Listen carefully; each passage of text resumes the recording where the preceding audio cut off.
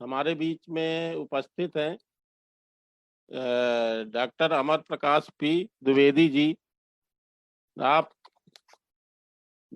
Surgery से MD हैं, PhD हैं और वर्तमान समय में आप वाइस प्रिंसिपल हैं DY पाटिल आयुर्वेद कॉलेज में। आपके बारे में थोड़ा सा मैं बता दूं कि आपने कई बुक लिखी है जिसमें cardiology in Ayurveda, parasurgical procedure, handbook of Ayurveda, intranasal drug, urology in Ayurveda, और इसके साथ में आपने एक ADR 4 सूत्र किट करके गवर्नमेंट ऑफ इंडिया से पेटेंट करवाया है। और आपका जो अग्निकर्म में है बहुत बढ़िया कार्य है। जो हमको जानकारी मिली कि अग्निकर्म में आप विश्व प्रसिद्ध चिकित्सक हैं। सर्जरी सल के आयुर्वेद सल में आपने बहुत काम किया है। तो हम आपसे अनुरोध करेंगे कि आप अपना विषय रखने की कृपा करें। डॉक्टर अमर प्रकाश द्विवेदी जी। नमस्ते आप सभी का।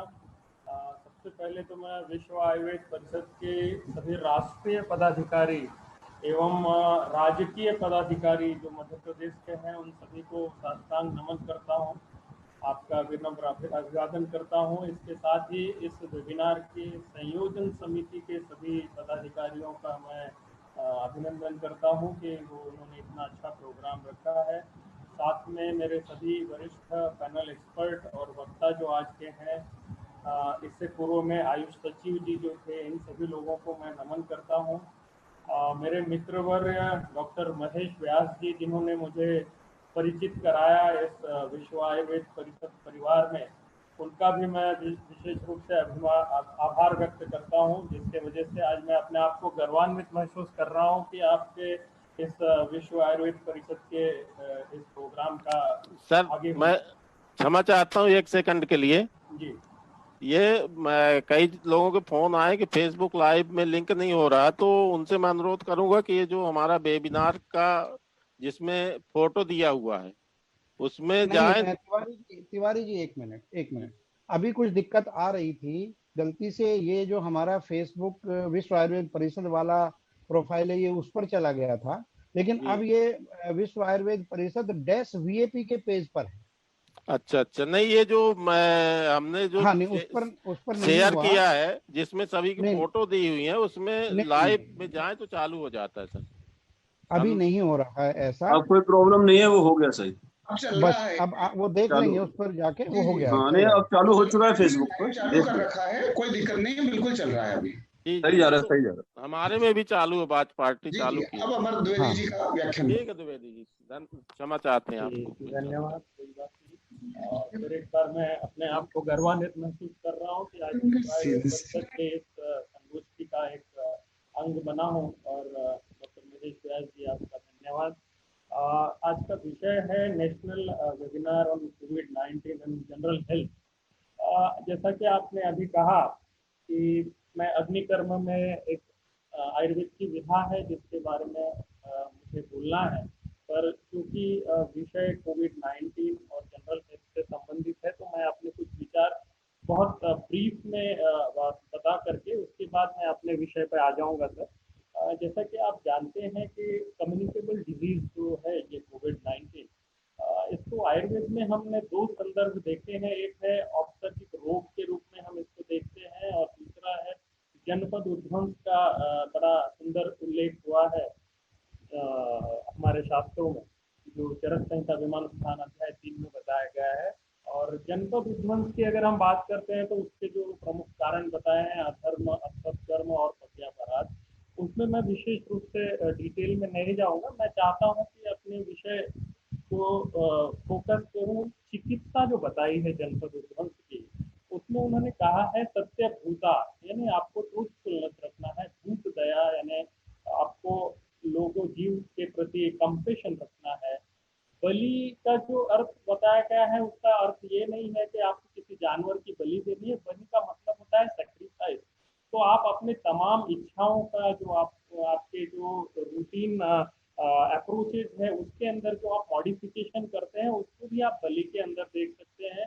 उसके बाद देव अर्चना की बात की गई है, पूजा पाठ की बात की है, सद्वृत्त का अनुपालन करने को कहा गया है, और एक प्रज्ञापराध जो है उसको कमिट नहीं करना है, प्रज्ञापराध टालना है। इन सब चीजों का वर्णन उन्होंने जनपद उत्पन्न में किया है।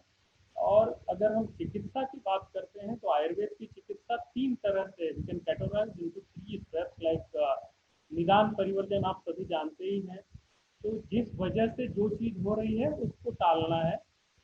संप्राप्ति विघटन एक अंग होता है चिकित्सा का, जिसमें आप व्याधि प्रत्यनिक चिकित्सा देते हैं। और तीसरा होता है रोग को नहीं होने के लिए जो हम ये करते हैं, उसमें हम रसायन चिकित्सा को इंक्लूड कर सकते हैं।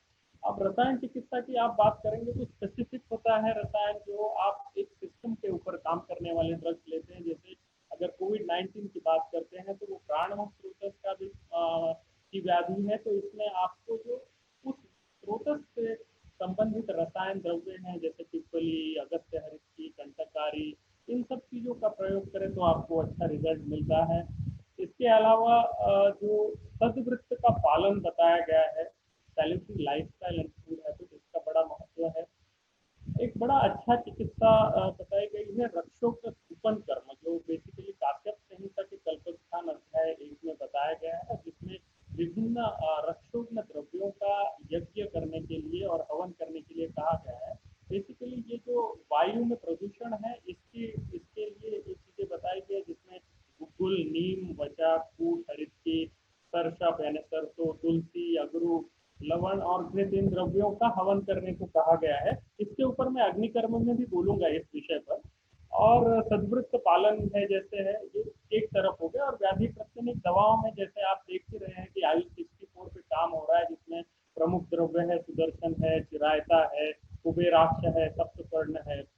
इन सब द्रव्यों का प्रयोग करने से डेफिनेटली जो सिम्टोमेटिक पेशेंट्स है, जिसमें एक्चुअली लक्षण है, बुखार है, सर्दी जुकाम खांसी, ये सारे जो सिम्टम्स है, इन सब के ऊपर भी हम बहुत अच्छा इनका उपयोग कर सकते हैं।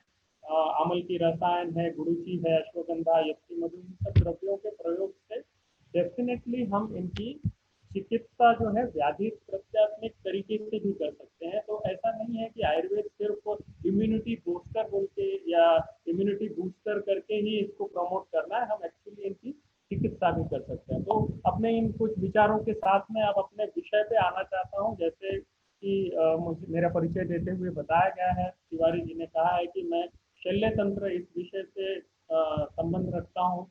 और अष्टांग आयुर्वेद में शल्य तंत्र एक महत्वपूर्ण अंग है।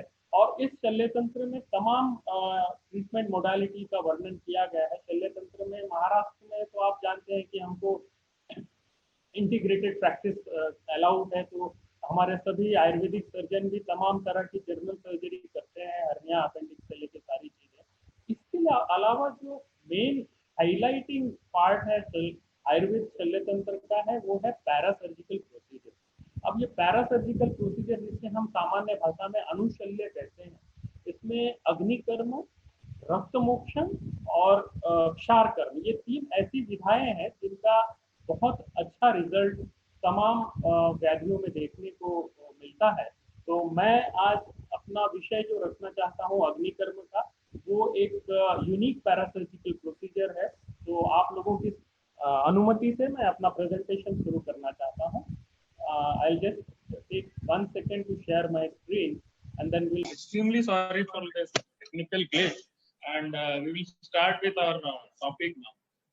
जैसा कि मैंने आपसे कहा कि मैं अग्निकर्म चिकित्सा पर बोल रहा हूँ आज। इसको हम अगर अंग्रेजी टर्मिनोलॉजी देना चाहें तो इसको हीट बर्न थेरेपी कहा जा सकता है। और अगर इसकी परिभाषा हम देखना चाहें तो शास्त्रों में ऐसा वर्णन है, अग्निना कृत्वा यत् कर्म अग्नि संबंधी वा यत् कर्म तद अग्निकर्म। इसका मतलब ये है कि जिस चिकित्सा विधि में या जिस चिकित्सा पद्धति में अग्नि का प्रयोग औषधि के रूप में किया जाता है, उसे हम अग्निकर्म कह सकते हैं। अगर हम इसके हिस्टोरिकल बैकग्राउंड पर जाएं तो अग्निकर्म और अग्नि, इसका चिकित्सा के रूप में उपयोग ही हमको सीधे वेद काल में भी पाया जाता है। अगर कुछ चीजों का मैं यहाँ पे वर्णन करना चाहूँ तो अथर्ववेद में ऐसा वर्णन है कि अग्नि को हम भेषज कहें, और इसको जो है अग्नि को कृमि चिकित्सा के लिए एक मोडालिटी के रूप में वर्णन मिलता है। अगर हम ऋग्वेद की चर्चा करें तो ऋग्वेद में भेषज शब्द का प्रयोग किया है अग्नि के लिए, और ऐसा वर्णन मिलता है कि यज्ञ करने से अग्नि का प्रयोग अगर यज्ञ के रूप में किया जाता है तो उससे तमाम कृमियों का नाश होता है। अब यहाँ पे हम अगर कृमि विघात शब्द का अगर हम चर्चा करें तो कृमि से हम ये तमाम बैक्टीरिया, वायरसेस, जो भी माइक्रो ऑर्गेनिज्म है, इन सबको हम कृमि के रूप में देख सकते हैं। तो उन सबके विघटन के लिए, उन सबके को मारने के लिए यज्ञ कर्म उपयोगी है, ऐसा वर्णन हमको वेद में मिल रहा है। अगर हम आयुर्वेदी बृहत्त्रयी की चर्चा करें तो चरक संहिता में अग्नि कर्म को त्रासन चिकित्सा के रूप में बताया गया है, specially in the case of management of sannyasa. And when we talk about management of sannyasa, तो संन्यास से कोमाटोज पेशेंट ऐसा नहीं देखना है। संन्यास का सरल अर्थ ऐसा भी हो सकता है कि अगर कोई मूर्छित व्यक्ति आपके पास आता है, अनकॉन्शियस पेशेंट आपके पास आता है, तो उसको हम ट्रीटमेंट के लिए अग्नि कर्म की चिकित्सा का प्रयोग कर सकते हैं। और अगर इसको साइंटिफिक रूप से अगर हम देखना चाहिए तो जो पेनफुल स्टिमुलस अगर इसको हम देखते हैं तो अग्नि कर्म करने से एक पेनफुल स्टिमुलस का निर्माण होता है, जो कि ऐसे अनकॉन्शियस पेशेंट को ट्रीट करने के लिए एक मोडालिटी के रूप में प्रयोग होता है। दूसरा जो रेफरेंस मिलता है चरक संहिता में वो है मांसगत व्याधियों की चिकित्सा के लिए अग्नि कर्म का प्रयोग करना चाहिए। अगर हम सुश्रुत संहिता पे जाते हैं तो सुश्रुत संहिता में अग्नि का पहला उल्लेख जो है अग्रोपहरणी अध्याय में किया गया है, और अग्रोपहरणी अध्याय में बेसिकली सुश्रुत ने उन तमाम उपकरण और यंत्रों की सामग्री का नियोजन करने का वर्णन किया गया है।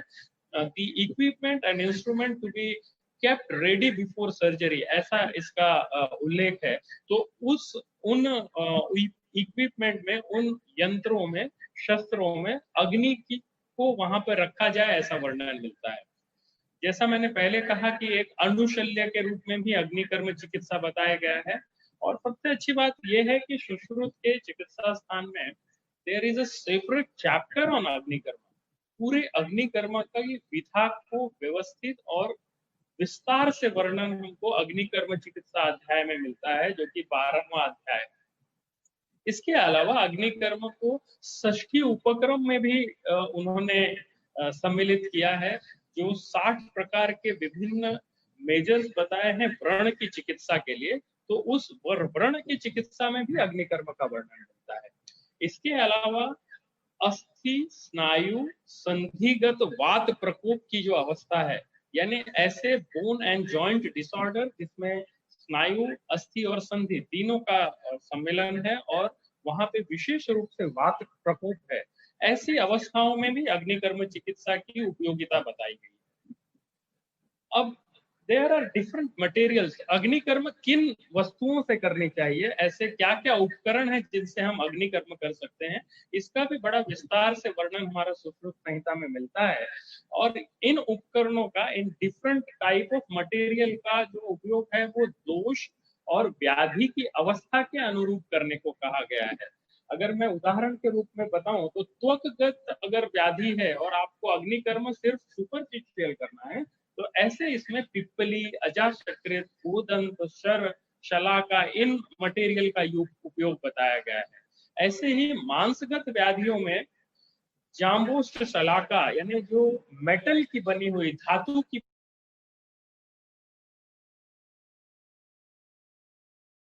स्नायु संधि अस्थिगत रोगों में मधु, गुड़ और घृत का प्रयोग बताया गया है। अगर मैं इसको ब्रीफ करना चाहूं मेरे अनुभव के हिसाब से, तो ये तमाम वस्तुएं मिलना और इनकी अवेलेबिलिटी और इस पे तमाम कंफ्यूजन है। तो मैं ऐसे बताऊंगा कि तमाम धातु क्षयजन्य अवस्थाएं जो है, जो धातु क्षयजन्य वात प्रकोप है, उसमें आप गोल्ड या सिल्वर यानी सुवर्ण शलाका या रजत शलाका का प्रयोग कर सकते हैं। और जो एनाबोलिक कंडीशन है, जो मार्गावरोध जन्य सिचुएशन है, जो हाइपर ग्रोथ कंडीशन है, उसमें आप पंचधातु की बनी हुई शलाका या फिर लौह शलाका का प्रयोग कर सकते हैं। प्रैक्टिकली हम लोग इसका जो है ये अग्नि को अगर हीट सोर्स के रूप में देखें तो आज आप स्पिरिट लैम्प को भी रख सकते हैं। स्पिरिट लैम्प की फ्लेम में इन मेटल प्रोब को गर्म करके उससे आप अग्नि कर्म कर सकते हैं। अब अलग अलग तरह के धातुओं से निर्मित जो हीट है वो भी अलग अलग है। जैसे स्वर्ण जो शलाका है उससे लगभग 60 से 65 डिग्री सेंटीग्रेड का टेम्परेचर जनरेट होता है जब ये धातुएं उष्ण तप्त हो जाती है, यानी जब इनका टिप रेड हॉट होता है उस समय का टेम्परेचर जो है वो 60 से 65 डिग्री है। और सबसे ज्यादा जो हीट जनरेट होता है वो रजत शलाका से होता है, सिल्वर प्रोब से होता है, जिसमें 350 डिग्री सेंटीग्रेड तक टेम्परेचर जनरेट होता है। और इसी तरह से अजाशकृत, पिप्पली, इन वस्तुओं से जहां पे त्वक दग्ध करना है उसमें 50 से लेके 60 डिग्री सेंटीग्रेड तक टेम्परेचर इसका पाया जाता है। इसके अलावा सुश्रुत संहिता में अलग तरह के अग्निकर्म के आकार बताए गए हैं, जैसे कि वलय, बिंदु, विलेखा, प्रतिसारण, अर्धचंद्र, स्वस्तिक, अष्टपाद। ये अलग अलग तरह के शेप्स हैं जो अग्निकर्म करने के बाद स्किन के ऊपर मार्किंग आती है, इस प्रकार का भी वर्णन मिलता है। अगर हम साइट ऑफ बर्न की बात करें तो सुश्रुत संहिता में स्पेसिफिक लोकेशंस बताए गए हैं कि इस व्याधि में इस जगह पर आपको अग्निकर्म करना है। जैसे उदाहरण के तौर पे शिरो रोगों का वर्णन करें, जैसे कि सरदर्द से लेके माइग्रेन से लेके ग्लाकोमा से लेके तमाम ऐसी कंडीशन जहां पे आपको शिरसूद मिलता है, ऐसी अवस्था में आपको दोनों भौहों के बीच में, बिटवीन द टू आईब्रो, आपको अग्निकर्म करना है। और इसी के अलावा फ्रंटल और टेम्पोरल एरिया में आप अग्निकर्म कर सकते हैं। अगर हम आई लिड्स के डिजीज की बात कर रहे हैं, जैसे एंट्रोपियन इज अ कंडीशन जिसमें हमारी जो श्लेष्म ये आंखों के पलक है वो अंदर की तरफ मुड़ जाती है, ऐसे कंडीशन में आपको रूट ऑफ आईलेसिस पे अग्निकर्म करना है। और सबसे इंपॉर्टेंट चीज ये है कि जो पेनफुल कंडीशंस है, जैसे कि हील पेन, कैल्केनियल स्पर हुआ, अस्थि संधिगत वात हुआ, रूमेटिक अर्थराइटिस हुआ, फ्रोजन शोल्डर हुआ, साइटिका हुआ, सर्वाइकल स्पॉन्डिलोसिस हुआ, लंबर स्पॉन्डिलोसिस हुआ, इन अवस्थाओं में जहां पे अस्थि संधि और लिगामेंट्स का इन्वॉल्वमेंट है, ऐसे चीजों में आपको अग्निकर्म उस स्थान पे करना है जहां पे मैक्सिमम वेदना, यानी जो डीप टेंडरनेस जहां पे सबसे अधिक हो, ऐसे चीज को, ऐसे स्थान को आपको लोकेट करना है, वहां पर अग्निकर्म करना है। ये सारे साइट्स बताए गए हैं। मैं विशेष रूप से उल्लेख करना चाहूंगा कि लोगों की एक्सेप्टेबिलिटी आयुर्वेदिक मोडालिटी में इसलिए भी नहीं होती है कि हम ठीक तरह से उनका मोड ऑफ एक्शन नहीं बता पाते हैं। तो अगर मैं अग्निकर्म की बात करता हूँ और आयुर्वेदिक दृष्टिकोण से बात करता हूँ तो वो बड़ा आसान है समझने के लिए कि अग्निकर्म, जैसा कि आप जानते हैं कि एक उष्ण गुणात्मक चिकित्सा है, इसमें हीट का प्रयोग किया जाता है। और ये जो उष्ण गुण है ये वात और कफ के दोषों के विरोध गुण वाला है। इसलिए जो भी वात और कफ के दोषों के कारण होने वाली अवस्थाएं हैं जिसमें वेदना होती है, ऐसे अवस्थाओं में आप जब अग्निकर्म करते हैं तो वहां पे जो प्रकोपित वात और कफ है उनका पेसिफिकेशन होता है, यानी वो बढ़ा हुआ होगा तो वो कम हो जाएगा, और अगर कम है तो उसको सामान्य अवस्था में लाई जाती है, इसे हम पेसिफिकेशन कहते हैं। तो अग्निकर्म चूंकि कफ और वात के विरोध गुण वाला होने से जब हम अग्निकर्म करते हैं तो उससे automatically it pacifies vata and kapha and thus it reduces the pain। इसके वजह से वात का शमन होने से पेन या वेदना अपने आप कम हो जाता है। तो इस तरह से आप इसके मैकेनिज्म ऑफ एक्शन को बता सकते हैं। थोड़ा और डिटेल में अगर आयुर्वेद में आप जाते हैं तो इसमें और अच्छी तरह से आप समझ सकते हैं कि अग्नि जो होती है, एक 13 तरह की जो अग्नि बताई गई है उसमें एक धात्वग्नि नाम का भी प्रकार है। तो हर व्याधि में अग्नि का मंदाग्नि होती है। तो जब हम उष्ण गुण का प्रयोग करते हैं तो उससे ये जो धात्वग्नि या टिश्यू फायर बोल सकते हैं ये बढ़ती है और एक बार ये मंद धात्वग्नि ठीक हो जाए तो इससे आम पाचन भी होता है, इससे जो नए धातुओं का निर्माण है वो अच्छे तरीके से होता है, और वहां के जो एक्यूमुलेटेड टॉक्सिन्स है वो सारे निकाल दिए जाते हैं, एक्सक्रीट हो जाते हैं। तो इस तरह से अग्निकर्म चिकित्सा से हम संप्राप्ति विघटन कर सकते हैं। अगर हम मॉडर्न तरीके से बात करना चाहिए तो अग्निकर्म actually stimulates the piezoelectricity of bone, or which releases the electrical signals and it causes oriental deposits in the lesions, and इसके वजह से वहां पे जो डिफॉर्मिटी होती है उसको रोका जाता है, और उससे जो टिश्यू का डैमेज हो रहा है वो रोका जाता है, और इसके वजह से वहां पे नॉर्मल फंक्शन अचीव हो जाती है। अगर हम सिस्टमिक इफेक्ट ऑफ अग्निकर्म की बात करते हैं तो इसके ऊपर काफी रिसर्च हो चुका है। मैं इसको कुछ रिसर्च जो है उसको कोट करना चाहता हूं। There is a scientist known as doctor Van't Hoff. उन्होंने ऐसा बताया है कि अग्निकर्म से हमारा लोकल टिश्यू मेटाबॉलिज्म इंप्रूव होता है। इसके वजह से there are various metabolic rejuvenating changes which takes place, and it increases the demand of oxygen at that particular cell, and then there will be the unwanted metabolites are excreted, ऐसा उनके research से पता चला है। तो basically अग्निकर्म चिकित्सा से local tissue metabolism improve होता है। इसके अलावा ब्लड सर्कुलेशन की अगर हम बात करते हैं तो सुपरफिशियल बर्न जब हम करते हैं तो इससे सेंसरी नर्व स्टिमुलेट होती है, which leads to dilatation of local blood vessels resulting in increased blood circulation। तो एक चीज ये हो गई कि मेटाबॉलिज्म इंप्रूव हुआ, दूसरा ये हुआ कि अग्निकर्म की वजह से ब्लड सर्कुलेशन इंप्रूव हुआ। इसके अलावा due to increase in local metabolism the waste products and metabolites which are produced they get excreted, और इससे क्या होता है कि जो नर्व एंडिंग के ऊपर प्रेशर है इन टॉक्सिन्स का वो रिलीज होता है, उसके वजह से पेन कम हो जाता है।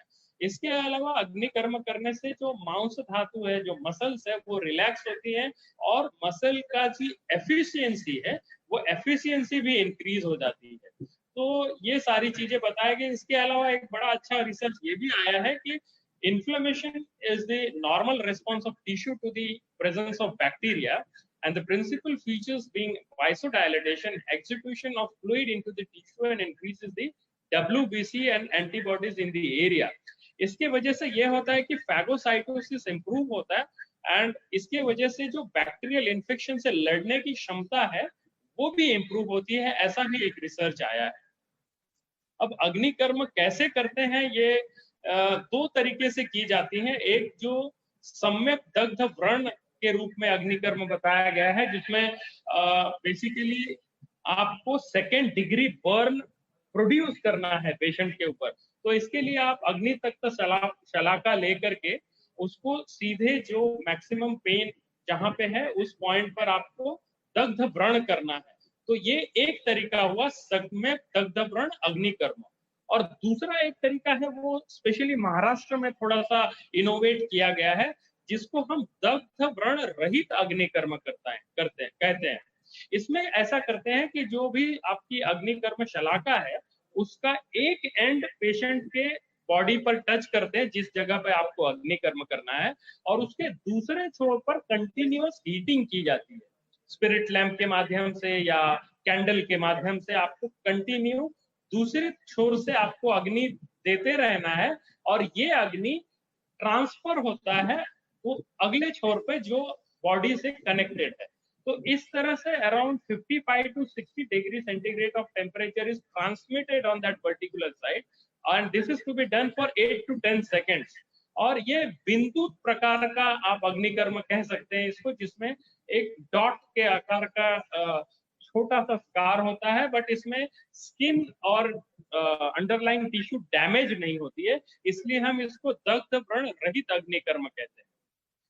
और इसके अलावा मैंने इसमें थोड़ा सा संशोधन किया हुआ है। ये जो अग्निकर्म के इंस्ट्रूमेंट्स हैं, दो तरह का अग्निकर्म जैसे आपको मैंने बताया, एक है जिसमें आपको प्रॉपर बर्न करना है, सम्यक दग्ध व्रण अग्निकर्म। तो इसको अगर करना है तो आपको इलेक्ट्रोकॉटरी यूनिट को लेकर के उसके जो गन होती है, उस इलेक्ट्रोकॉटरी गन के ऊपर अगर आप सिल्वर की कोटिंग का एक फॉइल चढ़ा देते हैं और इस मशीन को शुरू करते हैं, तो वो कुछ देर में जो इसका शोर है वो रेड हॉट हो जाता है। और ये रेड हॉट होने की वजह से आप इसको डायरेक्ट जो सम्यक दग्धव्रण करना है उस तरह से अग्निकर्म कर सकते हैं। जो दूसरा इंस्ट्रूमेंट मैंने इनोवेट किया है वो दूसरे प्रकार के अग्निकर्म के लिए, जिसमें आप 50 से 60 डिग्री सेंटीग्रेड तक का हीट आप ट्रांसफर करते हैं इनडायरेक्ट हीटिंग मेथड से, जिसमें कोई बर्न मार्किंग नहीं होती है। तो इसके लिए हमने टेम्परेचर कंट्रोलर यूनिट लिया है। टेम्परेचर कंट्रोलर यूनिट एक ऐसी डिवाइस है जिसमें आप निर्धारित टेम्परेचर को फिक्स कर सकते हैं से अराउंड 60 डिग्री सेंटीग्रेड। और उसके बाद इसका जो प्रोब है उसको हमने सिल्वर के मल्टीपल रॉड्स बनाए हुए हैं और उसके ऊपर वो अटैच किया गया है। तो ये जब मशीन शुरू होती है तो उस सिल्वर के मल्टीपल रॉड में 60 डिग्री सेंटीग्रेड का टेम्परेचर जनरेट होता है और उसके बाद आप 1 से 2 सेकंड तक उसको पेशेंट के उस शरीर के अंग पे लगाना है जहाँ पे अग्निकर्म करते हैं, और इस तरह से अग्निकर्म परफॉर्म की जा सकती है। तो ये 2 तरह के इंस्ट्रूमेंट मैंने बताए हैं। इसको हमने पब्लिश भी किया है, modified Agnikarma device a breakthrough in the standardisation of Agnikarma इस टाइटल के इस पे। तो those who can Google this modified Agnikarma device published in peer review journal named as IJRAP, और इसमें ये सारे डिवाइस के बारे में जानकारी दी गई है। अग्निकर्म करने के पश्चात नैसर्गिक रूप से थोड़ा सा दाह और बर्निंग सेंसेशन होता है पेशेंट को, तो उसको कम करने के लिए हम लोग 2-3 तरह की दवाएं यूज करते हैं। एक तो यष्टिमधु घृत को अगर आप वहां पे लगा देते हैं तो भी अग्निकर्म के वजह से जो बर्निंग सेंसेशन हो रहा है वो कम हो जाता है। इसके अलावा आप कुमारी की मज्जा को वहां पर लगा सकते हैं, या कुछ भी नहीं है तो आप शतधात घृत का लोकल एप्लीकेशन कर देंगे तो भी अग्निकर्म की वजह से जो दाह हो रहा है वो कम हो जाता है। अब कैसे समझे कि प्रॉपर अग्निकर्म हुआ है, उसके लिए सुश्रुत संहिता में लिखा है तत्र सम्यक दग्धे विकारो उपशमो लाघवम मनस्रावस्य। इसका अर्थ ये होता है कि जैसे ही आप अग्निकर्म करते हैं you will get instant relief, तुरंत आपका पेन कम हो जाता है। उसके अलावा जो अफेक्टेड पार्ट है वो हल्का महसूस होता है और पेशेंट की बीमारी ठीक हो जाती है। तो इस तरह से ये अग्निकर्म विधा है। मैं आपसे क्षमा प्रार्थी हूँ कि मैं मेरा स्लाइड नहीं दिखा पाया टेक्निकल ग्लिच की वजह से, वरना आप इस इंस्ट्रूमेंट और सारी विधाओं को वीडियो के साथ देख सकते थे। पर मेरा ये एक प्रयास है बताने के लिए कि आयुर्वेद में तमाम चिकित्सा विधियां बताई गई हैं, जैसे औषधि, शस्त्र, क्षार, अग्नि। इसमें अग्निकर्म चिकित्सा सचमुच सद्य फलदायी चिकित्सा है और स्पेशली आजकल पेन मैनेजमेंट के लिए इसका बहुत अच्छा प्रयोग हो रहा है। पर मेरा पर्सनल मानना यह है कि ये सिर्फ पेन मैनेजमेंट के लिए आप इसका प्रयोग न करके संप्राप्ति विघटन के रूप में भी इस चिकित्सा का बहुत अच्छी तरह से उपयोग किया जा सकता है। और एक बार फिर मैं आप सभी का क्षमा प्रार्थी हूँ कि मैं अपना प्रेजेंटेशन आपको नहीं दिखा पाया, और मैं प्रयास करूंगा कि अगर फिर कभी समय मिला तो मैं डेफिनेटली अग्निकर्म को आपको अच्छी तरह से डेमोन्स्ट्रेशन कर सकूंगा। बहुत बहुत धन्यवाद डॉक्टर अमर द्विवेदी सर जी। आपका कुछ धन्यवाद सर जी। धन्यवाद सर आपका विषय देने के लिए। और जैसा आपने कहा तो हम लोग आगे प्रयास कर रहे हैं और जल्दी ही आपको बुलाएंगे कि एक अग्निकर्म पर अलग से हम लोग एक वेबिनार करने का सोच रहे हैं। तो अवश्य आप का उसमें चाहेंगे कि आप उसमें हम लोगों को